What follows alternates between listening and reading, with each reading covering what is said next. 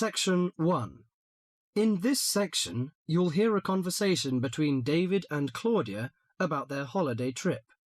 First, you have some time to read questions 1 to 5.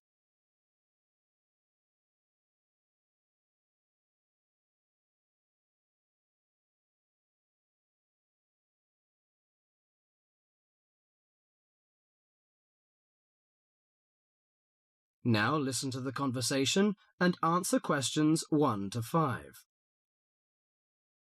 Well, Claudia, our first semester at university is almost over. I can't wait for the holidays. Oh, me too. Why don't we go somewhere far away and forget about lectures and essays and all that hard work? Sounds good to me. How about if we go to the coast? It would be great to do some swimming and surfing. The coast would be good, but let's look at our other options. There are the mountains. They're nice and cool at this time of year. There's also the desert, which I really enjoyed last year. What about going to Sydney? I've never been there, and they say it's a great city to visit. Well, I agree. Sydney would be good, but there are too many tourists there at this time of year, and I'd rather get away from buildings and cars. I vote for the mountains. All right, then, let's do that. Now, we have to decide where we're going to stay and how we're going to get there. Any suggestions? Well, for places to stay, there are the usual places, motels, hotels, and youth hostels. We can go camping too. I'm afraid I'm not a very good camper. I tend to feel a bit frightened sleeping outdoors. All right, we'll forget about camping. So, what do you prefer? Well, since neither of us has a lot of money, I don't think a hotel or motel would be possible. How about a youth hostel? Oh, I'd rather not go to a youth hostel. They're cramped and noisy, and the person in the bed next to you might be a snorer. No, I think we should find a small holiday house to rent, and if we get a few more friends to join us, it will be really cheap. Okay. You know, it's the first time for me to travel to the mountains. What do you suggest to take? Mosquito net, I guess. Mosquito net is useful, but I don't want to add more weight to our luggage. So the insect repellent can do, I think. Besides, aspirins are necessary and some cold cure, in case we feel sick or something like this. Do you think we need binoculars and a camera? Well, it would be a good idea to take binoculars. As to a camera, I'm not very for it. I'd rather record the scenes in my mind. You're right. What about the money? How much do you think is enough, and how we should take it? I've learned from a friend about the cost. He told me that they spent about $480 for 1 week's tour, so I think $500 would be enough. We may need over $300 for the house. Have you got any traveller's checks? No, I haven't, but I've got a credit card and a saving card. Then take the credit cards with us. It would be more convenient to pay the house fees with a credit card.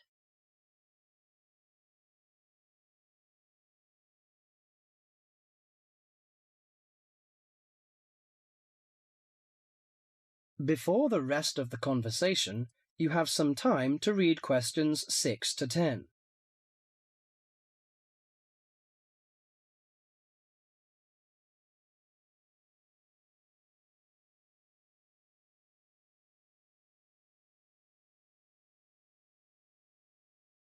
Now listen carefully to the rest of the conversation and answer questions 6 to 10.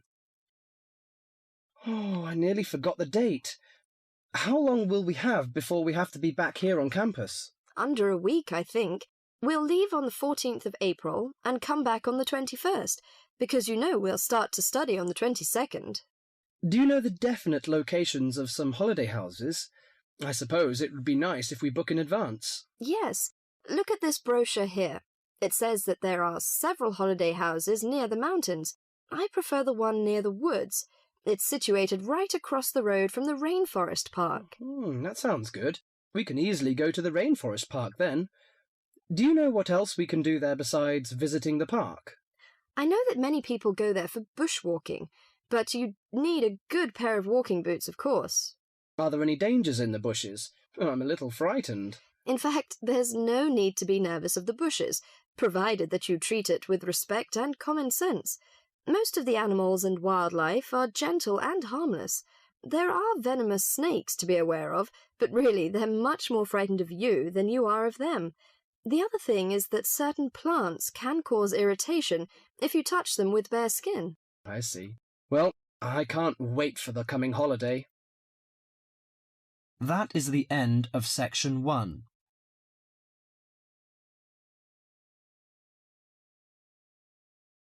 You now have half a minute to check your answers.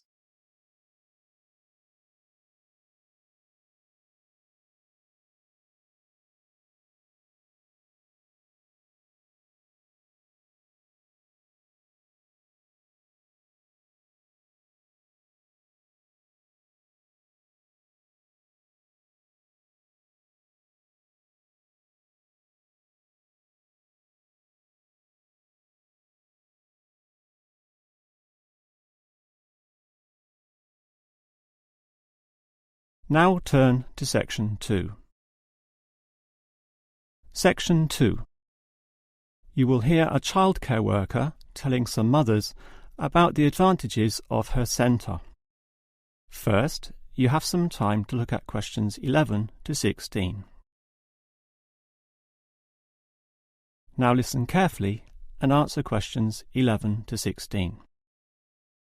Hello everyone, and welcome to the Stanfield Childcare Centre. Now I know you're all new mothers and you like to cling to your children. You've certainly spent a lot of time raising them to the age of 4 and are perhaps reluctant to leave them here at our centre. Well, one of the first things you should understand is that here it is safe. Very safe. Look around and you'll see that every room has padded walls. Other centres have standard painted walls, but here we have invested a lot to ensure your children will not hurt themselves when running around and possibly tripping over. This padding extends around all corners. That is, the areas most likely to bruise and cut your active little child. So, you can rest assured that any accidents of a physical nature are not likely to happen here. Now, you don't want to dump your child at this centre and let them waste their time. You want them to learn, and that's one of the greatest assets of our establishment. Our staff are not only trained childcare workers, but all of them have a special skill which they can impart to your child. Whether it be teaching the ABC, some basic mathematics, artistic skills, or physical education. We are particularly known for our preschool literacy program and have a wealth of learning toys specially designed to develop your child's potential. Of course, one concern many mothers have is that, in environments such as these, colds and flus and other viral nasties can be easily spread around. It's a very legitimate concern, and one which we take seriously, and we pride ourselves on our precautions. For a start, unlike most centres which clean with standard detergents, we disinfect every service at the end of every day, using a special disinfectant wash. Some places just wipe surfaces daily with a damp cloth, but not us, and that's just the start. We also physically check your children when they arrive every day, and if we feel your child is sick, we ask him or her to wear a face mask to ensure germs are not transmitted. If your child is noticeably sick, then we ask you to take them back home to recover. This might sound a little unkind, but we hope parents can understand that these measures are for the benefit of all. Before you hear the rest of the talk, you have some time to look at questions 17 to 20.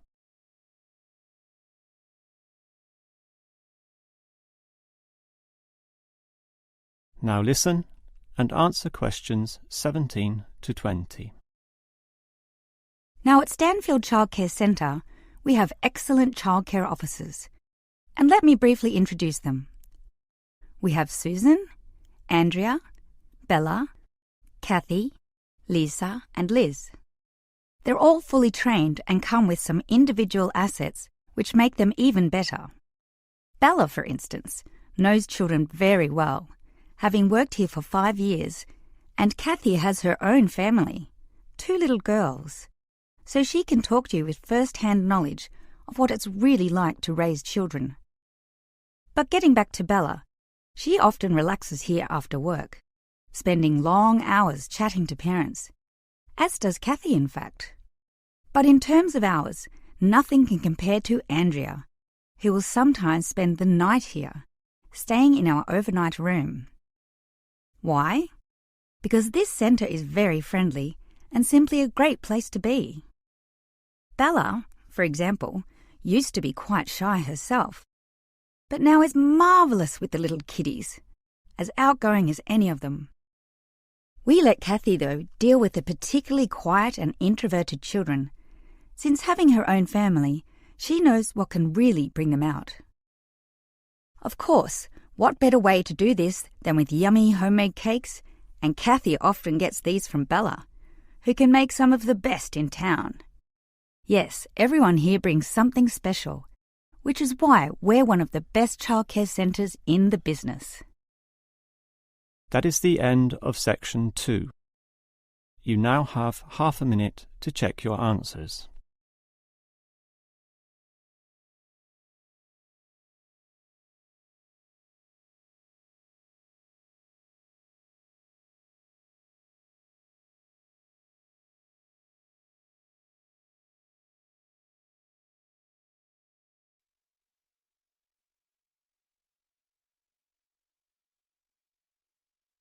Now turn to section 3.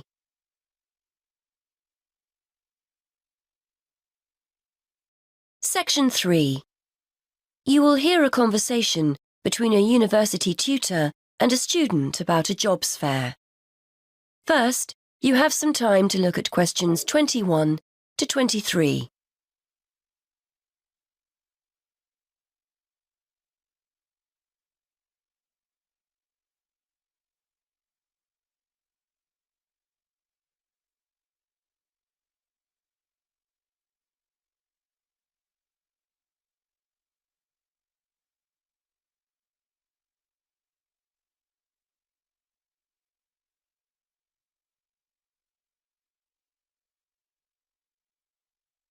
Now listen and answer questions 21 to 23. OK, Fergus, so we've looked at your assignment, which was OK. Now, before you go, you know about the jobs fair that's coming up, don't you? Yes, it's the week after next, isn't it? The whole week, is that right? That's right. Monday through to Friday. I'd suggest making sure you get along there on Tuesday and Wednesday. Engineering companies tend to be more prominent then, rather than on Monday or the end of the week. Yes, I've got the programme for this year, and it looks like those days will be best for me. I'm only in my first year, so I'm not expecting too much from the day. But I've heard you can pick up some valuable ideas for career paths. Well, you've still got a few years here, I know, but it's never too soon to make a good impression on potential employers. You've got the programme, so do some research. Have a look at company websites so you've got the basis for a good conversation with the people on the stands. Before you hear more of the conversation, you have some time to look at questions 24 to 27.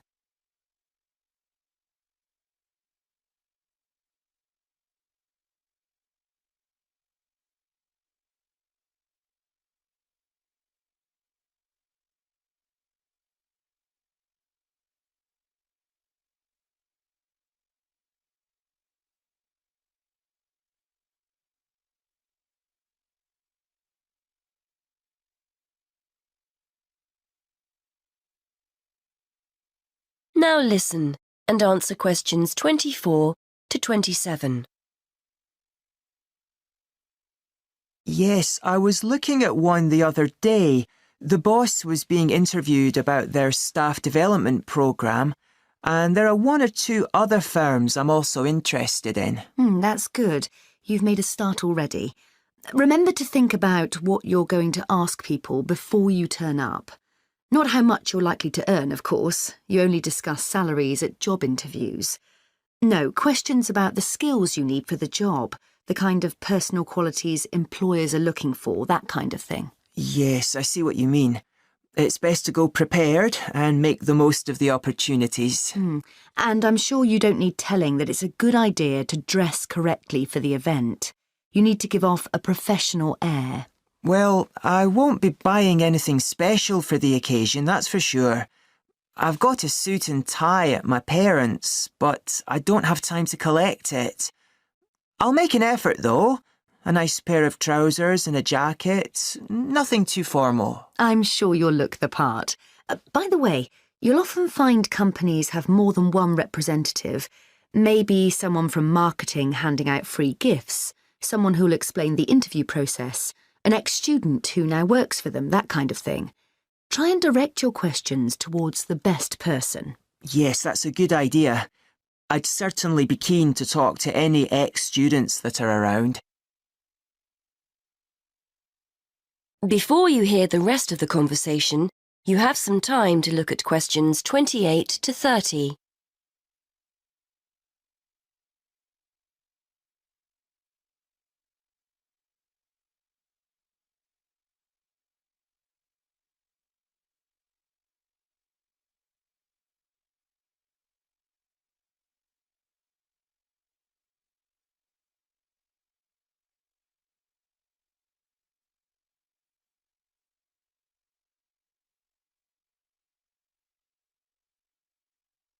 Now listen and answer questions 28 to 30. I'm sure you'll find the whole thing really useful. It's important to go to these events, and we always get great feedback from students who've attended. As long as you go with the right expectations. It's unlikely you'll come away with the promise of a job, of course. It's more about discovering what companies are looking for in potential employees. Yes. Plus, they're a great opportunity to practice things like networking, meeting new people, talking about yourself and what you do. Do you know what I mean? Definitely, yes. There will be several high-profile companies in the engineering sector, and you'll have the chance to get to know some useful people. If they give you their card or contact information, make sure you keep it safe. It's a sign they like you and want to keep in touch. That is the end of section 3. You now have half a minute to check your answers.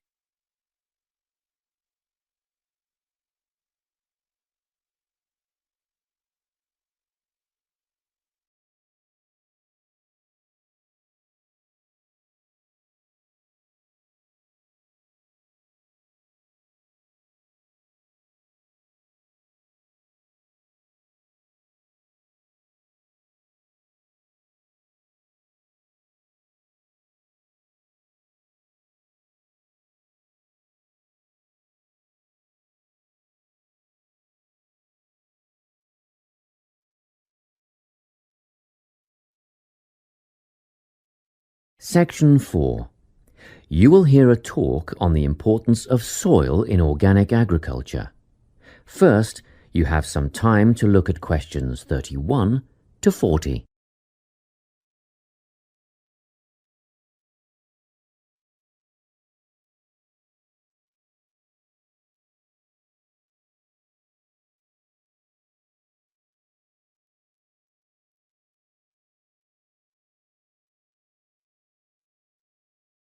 Listen carefully and answer questions 31 to 40.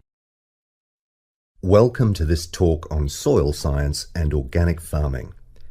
Dirt, soil, earth, loam, mud or dust, it doesn't matter what you call it, is of primary importance in the production of food and other crops. Most people think of it just as a substrate or medium in which plants grow, but it's more than that. It's actually a living entity.